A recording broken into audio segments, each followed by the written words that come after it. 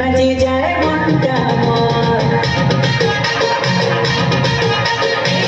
গলা ফুল ফুল সরগি তোতাল ঝুমুর ঝুমুর নাচে যায় মনটা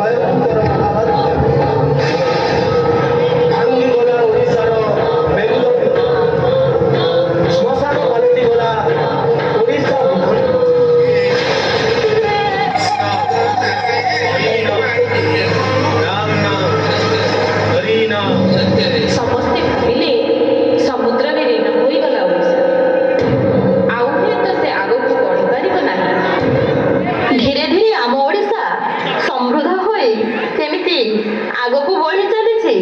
ଆସନ୍ତୁ ଦେଖିବା। କୃଷିର ଉନ୍ନତିରେ ହିଁ ରାଜ୍ୟର ପ୍ରଗତି ସମ୍ଭବ। କୃଷି ଓ କୃଷକର ଉନ୍ନତି ପାଇଁ ସରକାରଙ୍କ ଅବ୍ୟାହତ ପ୍ରଚେଷ୍ଟା ରହିଛି। ବିହନ ଯୋଗାଣ, ବଳଦ କ୍ରୟ ଓ ସାର ଯୋଗାଣ କ୍ଷେତ୍ରରେ କୃଷକ ପାଇଁ ରିହାତି ଦର ପ୍ରବର୍ତ୍ତନ ରହିଛି। ଆଉ ହଁ, ଏବେ କୃଷକମାନେ ନିଜ ଅମଳ ଧାନକୁ ବାହାରେ ବିକ୍ରି ନ କରି ନିଜ ବ୍ଲକରେ ଥିବା ମଣ୍ଡିରେ ଦେଇ କ୍ୱିଣ୍ଟାଲ ପିଛା 3100 ଟଙ୍କା ଲେଖାଏଁ ପାଇପାରୁଛନ୍ତି।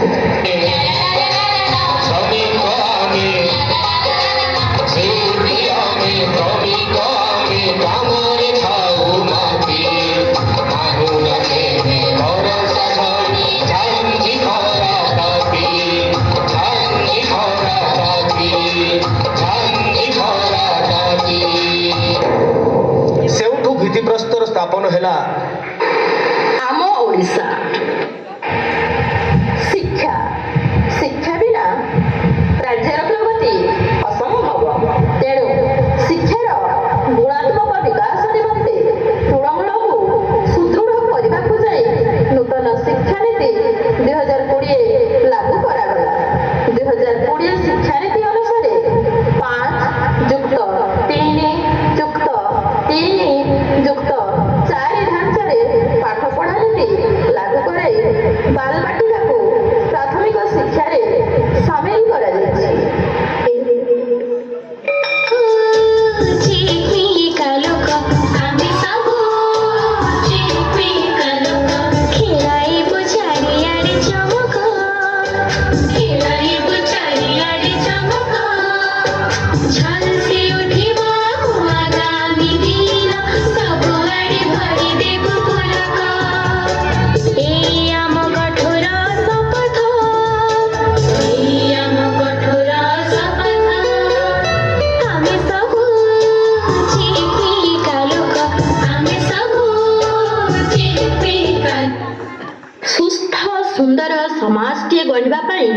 ନାରୀର ଭୂମିକା ଅତୁଳନୀୟ।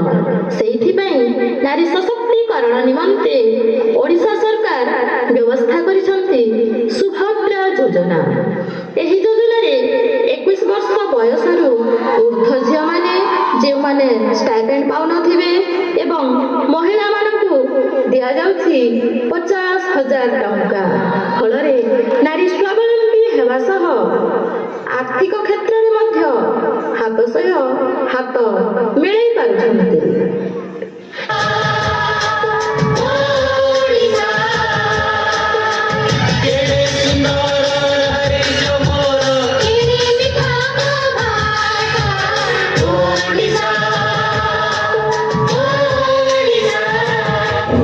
ପକ୍କା ପୋଲ ଦ୍ୱାରା ସଂଯୋଗ ହେଲା ଉପାନ୍ତ ଅଞ୍ଚଳ। ପ୍ରଶସ୍ତ ହେଲା ରାଜ୍ୟ ରାଜପଥ।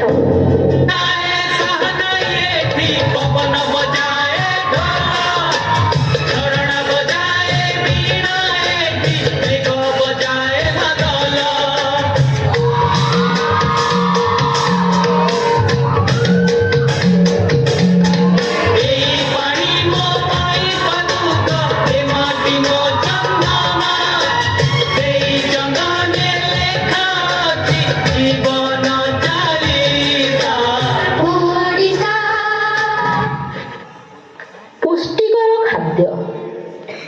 ସୁସ୍ଥ ଶରୀର ହିଁ ସୁସ୍ଥ ମସ୍ତିଷ୍କ ଗଠନ କରିଥାଏ। ସୁସ୍ଥ ଶରୀର ପାଇଁ ଲୋଡ଼ା ପୁଷ୍ଟିକର ଖାଦ୍ୟ। ତେଣୁ ଆମ ରାଜ୍ୟ ସରକାର ପୁଷ୍ଟିକର ଖାଦ୍ୟ ନିମନ୍ତେ ବିଦ୍ୟାଳୟମାନଙ୍କରେ ପ୍ରତି ପିଲାଙ୍କୁ ଗୋଟେ ଗୋଟେ ମାଣ୍ଡିଆ ଲଡ଼ୁ ଦେବା ସହ ମଧ୍ୟାହ୍ନ ଭୋଜନରେ ସପ୍ତାହକୁ 3 ଦିନ ଅଣ୍ଡା ଦିଆଯାଉଛି। ଆଉ ହଁ, ମଧ୍ୟାହ୍ନ ଭୋଜନକୁ ଏବେ 8ମ ଶ୍ରେଣୀ ପର୍ଯ୍ୟନ୍ତ ସୀମିତ ନ ରଖି 9ମ ଓ 10ମ ଶ୍ରେଣୀର ଛାତ୍ରଛାତ୍ରୀମାନଙ୍କୁ ମଧ୍ୟ ଅନ୍ତର୍ଭୁକ୍ତ କରିଛନ୍ତି।